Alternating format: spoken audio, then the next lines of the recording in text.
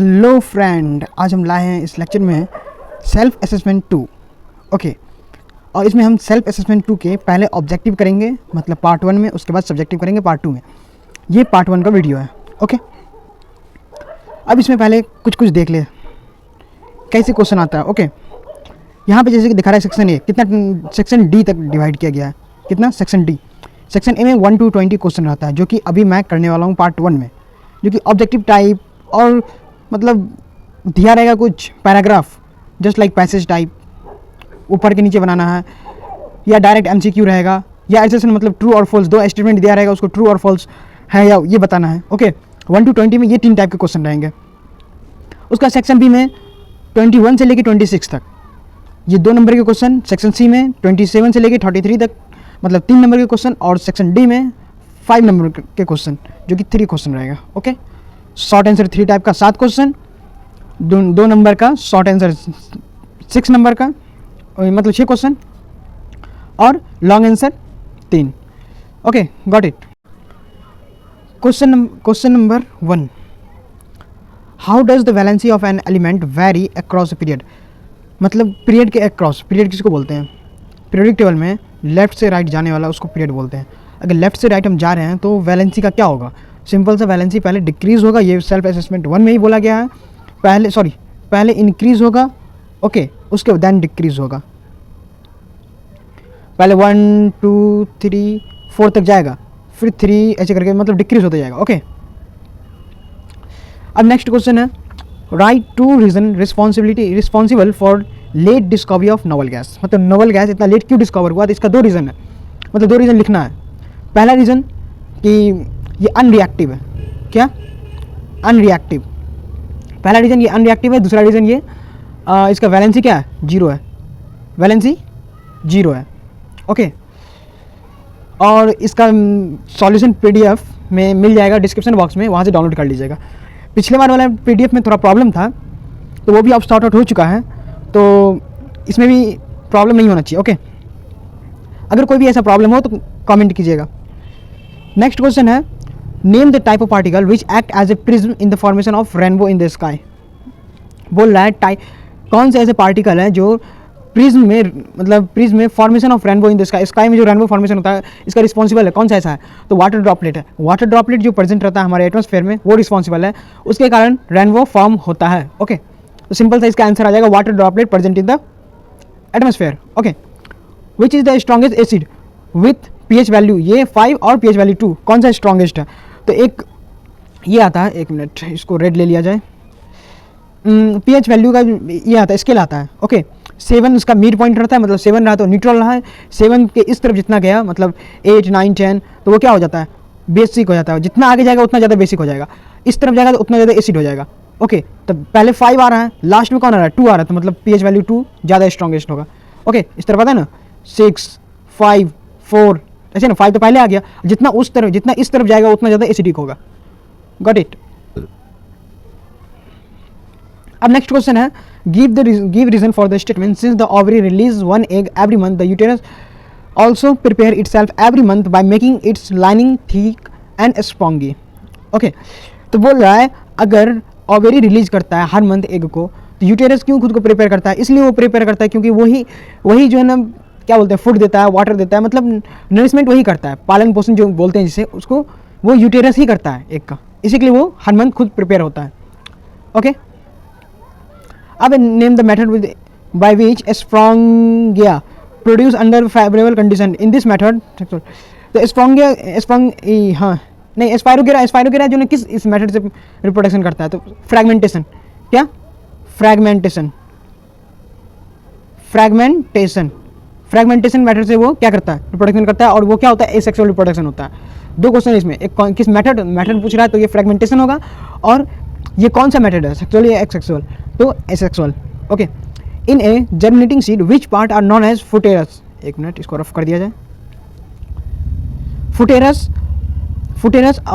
Future shoot और future root किसको बोलते हैं? इसका तो रेडिकल। ओके, इसका रेडिकल, और इसका क्या था? प्लूमूल। हाँ, देखो यहाँ लिखा हुआ है, एक का क्या है? फ्यूचर शूट प्लूमूल, एक फ्यूचर रूट रेडिकल। शूट को प्लूमूल बोलते हैं और रूट को रेडिकल बोलते हैं। ओके। छठा क्वेश्चन है एंगल ऑफ इंसिडेंट और angle of refraction. Angle of incident और एंगल ऑफ रिफ्रैक्शन क्या होता है? रिफ्लेक्शन और रिफ्रैक्शन में डिफरेंस है। ओके, तो यहाँ रिफ्रैक्शन बोला ना कि रिफ्रैक्शन, रिफ्लेक्शन। जस्ट लाइक ये मिरर है, मिरर नहीं, इसमें एक ऐसा ऑब्जेक्ट लो जो कि लाइट आर पार हो जाए, मीडियम अलग होना चाहिए। ओके, ये मीडियम 1 है, ये मीडियम 1, ये मीडियम 2। अगर इधर लाइट आया तो ये क्या होता है, हल्का बेंड कर जाता है लाइट क्या होता है, बेंड कर जाता है। और ये हुआ नॉर्मल से एंगल नापा जाता है। इसको बोलते हैं जो इंसिडेंट किया किसी भी पॉइंट पे और वहाँ से नॉर्मल हम खींचेंगे तो इस दोनों के बीच के एंगल को हम बोलते हैं एंगल ऑफ इंसिडेंट। और रिफ्लेक्टेड, इसको बोलते हैं रिफ्लेक्टेड रे। रिफ्लेक्टेड रे अगर, सॉरी ये नहीं, ये होगा रिफ्लेक्टेड रे अगर रिफ्लेक्ट किया, ओके, और नॉर्मल से जो एंगल, दोनों के बीच का एंगल जो बोलते हैं उसको रिफ्रैक्शन एंगल बोलते हैं, या एंगल ऑफ रिफ्रैक्शन बोल लो, जो भी हो।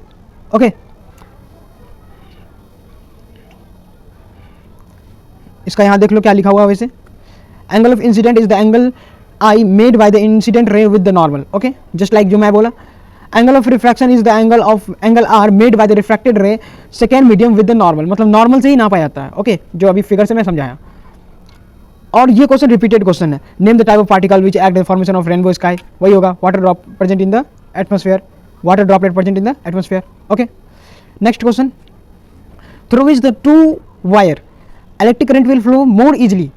बोल रहा है 2 वायर है, इसे कौन से में इलेक्ट्रिक करंट मोर इजिली फ्लो हो, मतलब आसानी से इलेक्ट्रिक करंट पास हो जाए। एक तो थिक वायर, एक थिन वायर, 2 वायर है, सेम मटेरियल है, सेम लेंथ है, ओके, और सेम सोर्स है, कनेक्ट है, मतलब सब कुछ सेम है, सिर्फ वायर का थिकनेस मोटा पतला है। तो ज़्यादा मोटा होगा तो इलेक्ट्रॉन को ट्रांसफ़र होने में ज़्यादा इलेक्ट्रॉन ट्रांसफ़र होगा, ज़्यादा अगर मोटा रहा तो। ओके, तो उससे क्या होगा, करंट ज़्यादा पड़ जाएगा, ऑब्वियसली जो है ये थिक वायर हो जाएगा। इसका आंसर थिक वायर, 1 लाइन में। ओके, उसका 9 नंबर क्वेश्चन है, in the double displacement reaction हो रहा है एक्वस पोटासियम आयोडाइड का एंड एक्वस लीड नाइट्रेट का, yellow precipitate of lead iodide form.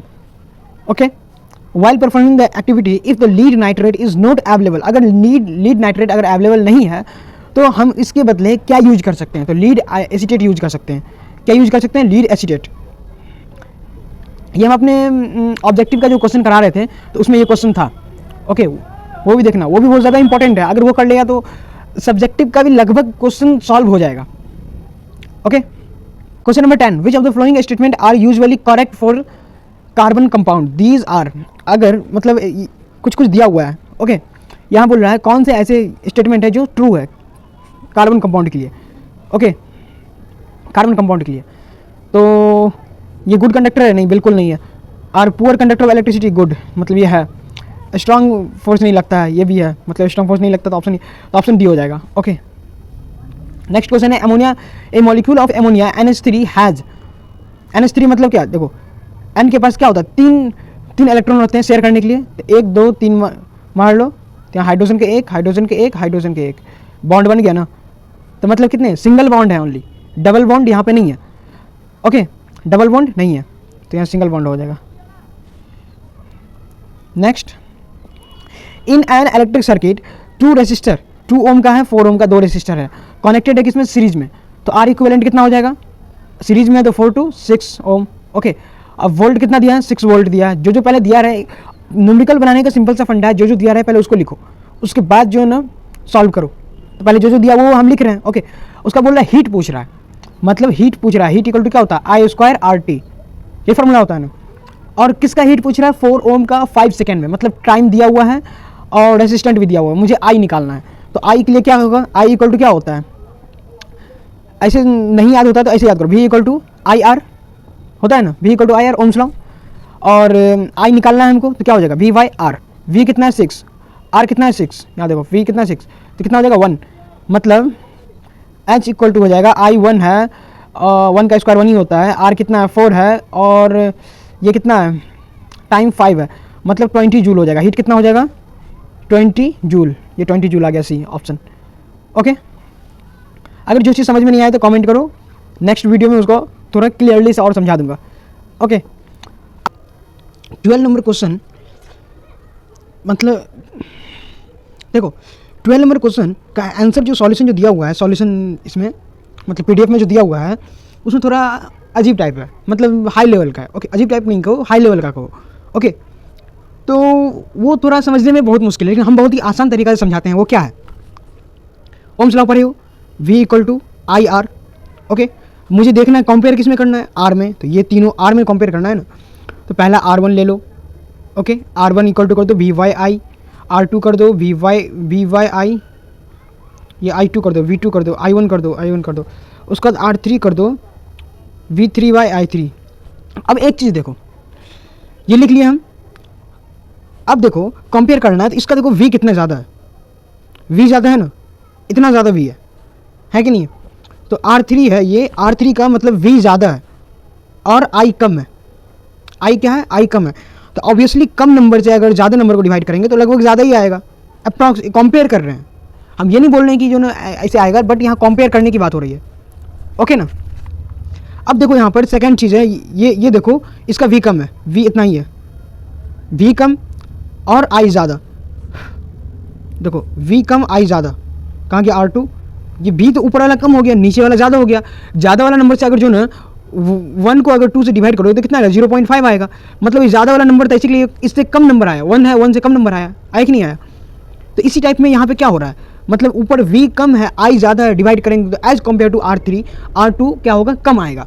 उसके बाद R1 है, R1 में देखो, R1 में V बहुत ज़्यादा कम हो गया, V कम हो गया, I ज़्यादा हो गया, मतलब I बहुत ज़्यादा ही हो गया और V बहुत ज़्यादा ही कम हो गया।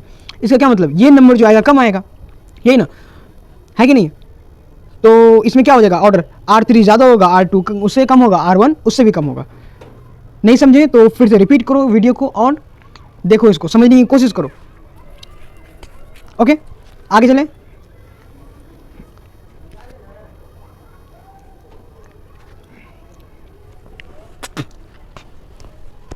उसके बाद है 13 question number, commercial electric motor do not use. Commercial electric motor कहाँ यूज़ नहीं करते हैं, तो परमानेंट मैग्नेट रोटेट, ये आंसर इसका सी हो जाएगा। ओके, उसके बाद a uniform magnetic exist in plane of paper pointing from left to right. मतलब लेफ्ट टू राइट ये जा रहा है, क्या मैग्नेटिक फील्ड है, लेफ्ट टू राइट, ऊपर जा रहा है प्रोटॉन, नीचे जा रहा है इलेक्ट्रॉन। ओके, तो बोल रहा है इसमें फोर्स का डायरेक्शन क्या होगा। तुमको फ्लेमिंग लेफ्ट हैंड रूल पता होना चाहिए कि फ्लेमिंग लेफ्ट हैंड रूल में 3 चीज़ आता है, फोर्स करंट और क्या, magnetic field.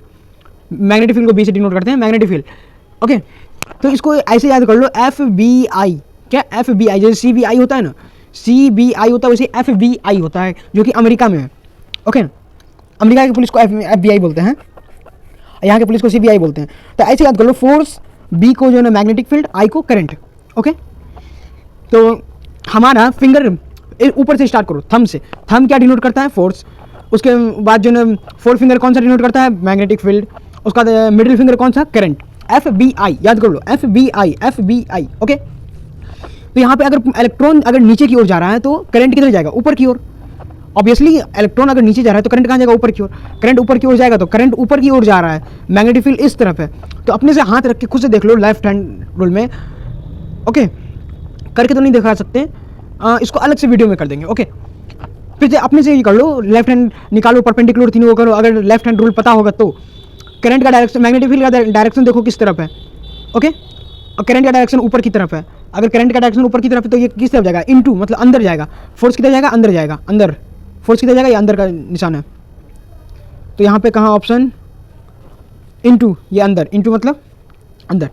Okay, out of the plane मतलब बाहर, तो यहाँ अंदर होगा। ओके, अब नेक्स्ट क्वेश्चन है, ये डायरेक्शन मतलब असर्शन और रीजन, ये वाला क्वेश्चन आ गया। इसमें बोल रहा है rainbow formation in the sky take place during rainfall. Rainfall के टाइम में रेनबो फॉर्मेशन होता है या नहीं। तो ऑब्वियसली सब देखा है, जब रेनफॉल होता है तो ही फॉर्मेशन होता है रेनबो का। ओके, तो ये ट्रू है। इसका रीज़न क्या है, रीज़न सही है या नहीं वो देखो पहले। Rainbow formation is due to dispersion of light and internal reflection.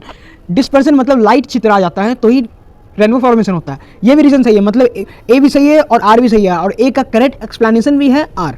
Okay, तो इसका ऑप्शन क्या हो जाएगा, ए। इसका ऑप्शन हो जाएगा मतलब 14 का ए, 14 का ए यहाँ लिख देता हूँ। उसका 15 क्वेश्चन नंबर है, ए मतलब यहाँ वाला A. Okay, bending a wire does not affect electrical resistant. Bending मतलब वायर को बेंड करते हैं तो वो इलेक्ट्रिक रेसिस्टेंट को इफेक्ट नहीं करता है। करता है या नहीं करता है, नहीं करता है। Resistant of wire is proportional to the resistivity of material, वो डायरेक्टली प्रोपोर्शन है या नहीं है, तो ये भी है, इसका ये दोनों सही है और ये एक्सप्लेनेशन भी है इसका। ओके, तो इसका भी ऑप्शन ए हो जाएगा। अब है metal are sonorous, right, metal sonorous होता है, ये आप भी जानते हो। दे आर जनरली ब्रिटल, नहीं ब्रिटल नहीं होता है, ये ब्रिटल नहीं होता है। ओके, ब्रिटल क्या होता है, नॉन मेटल ब्रिटल होता है। तो मतलब आर तो वैसे फॉल्स हो गया, तो सिंपल सा इसका आंसर सी हो जाएगा। क्या होगा, इसका आंसर सी हो जाएगा, मतलब ए तो ट्रू है बट आर फॉल्स है। जब आर फॉल्स है तो एक्सप्लेनेशन तो बिल्कुल ही नहीं होगा।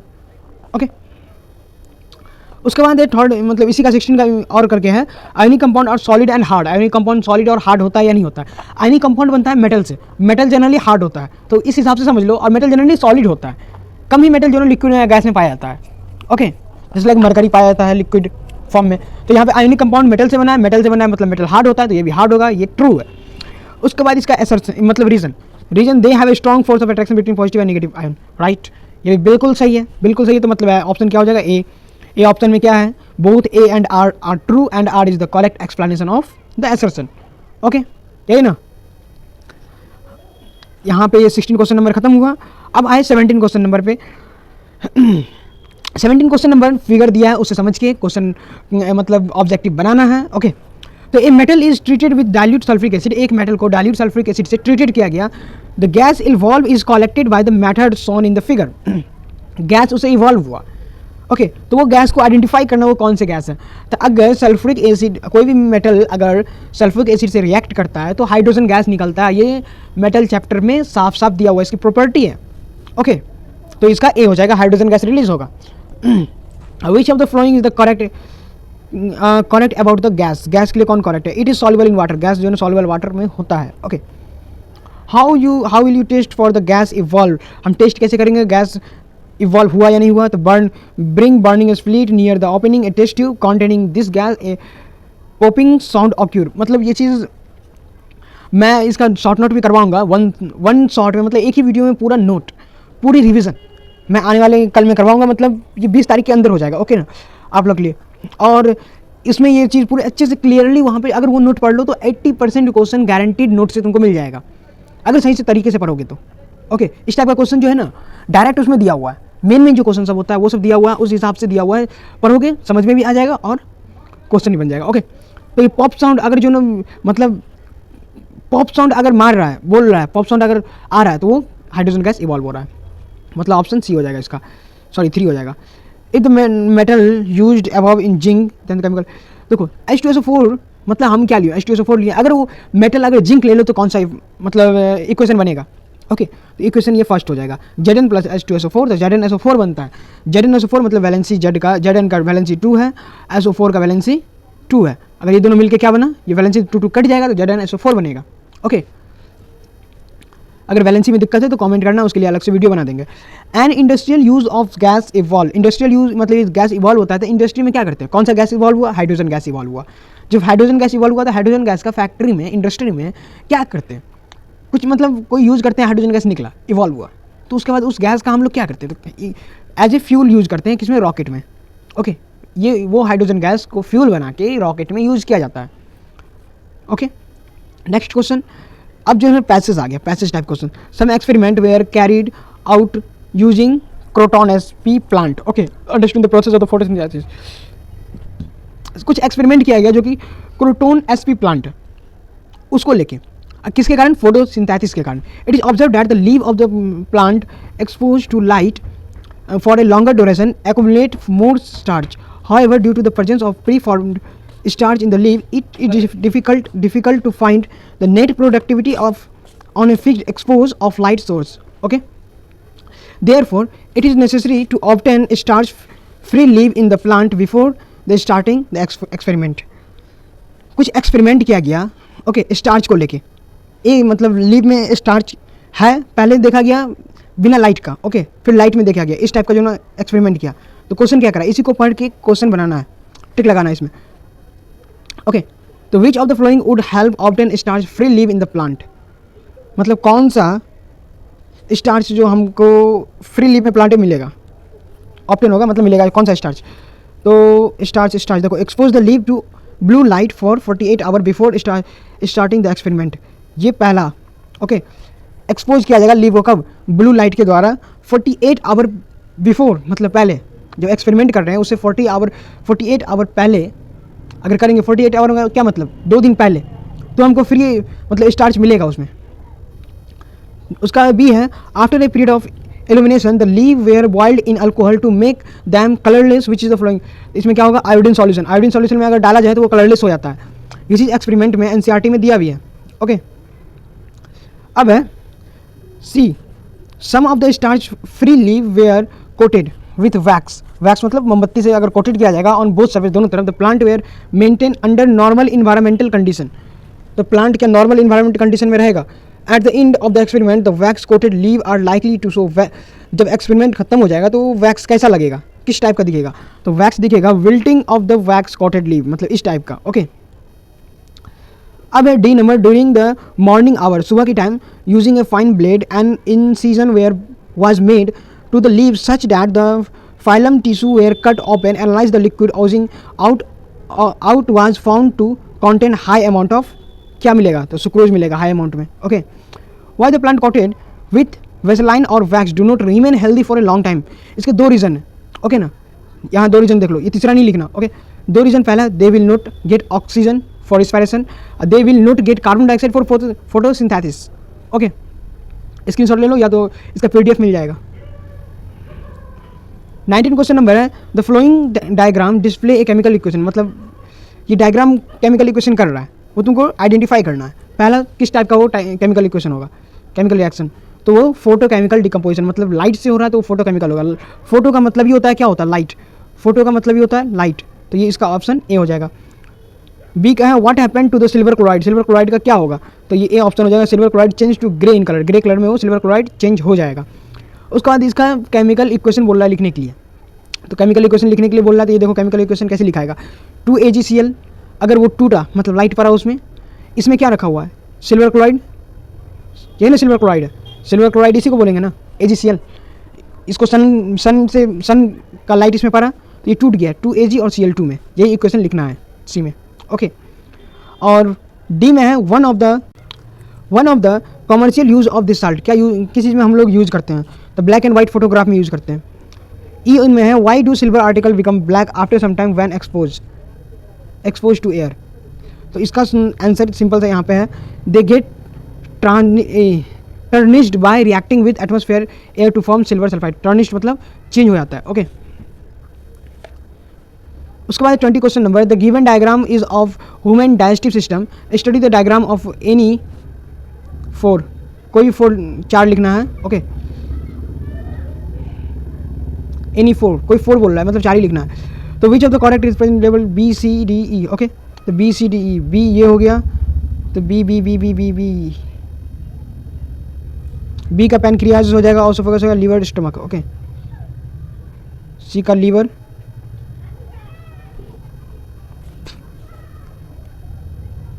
सॉरी ये हो जाएगा ऑसोफेगस, सी का लीवर, डी का स्टमक और ई का पैनक्रियाज, इसका ऑप्शन ए हो जाएगा, इसका ऑप्शन ए हो जाएगा। ओके, उसका secretion of region by the लेवल सी, लेवल सी क्या सीक्रेट करता है, लेवल सी बाइल जूस सीक्रेट करता है। Okay, how it is help to fat digestion, इसका आंसर यहाँ से लिख लो, ये दो चीज़ है, it make the acidic food alkaline to facilitate the action of enzyme to lipase on it, और दूसरा है bile salt break down fat present in food into the small globules for enzyme to act. Okay, अब है D, the digestion of the food started, कहाँ से start होता है digestion food, तो ए से स्टार्ट होता है ना, तो ऑप्शन क्या हो जाएगा ए।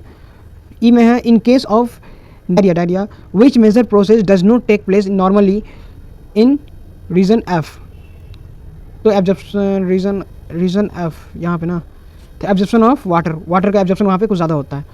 ओके, इसमें 20 क्वेश्चन हो गया। अब नेक्स्ट वीडियो में पूरा सब्जेक्टिव आगे। ओके, और इसका PDF मिल जाएगा डिस्क्रिप्शन बॉक्स में, और ये खुलेगा पक्का, पिछला वाला नहीं खुला था लेकिन ये खुल जाएगा।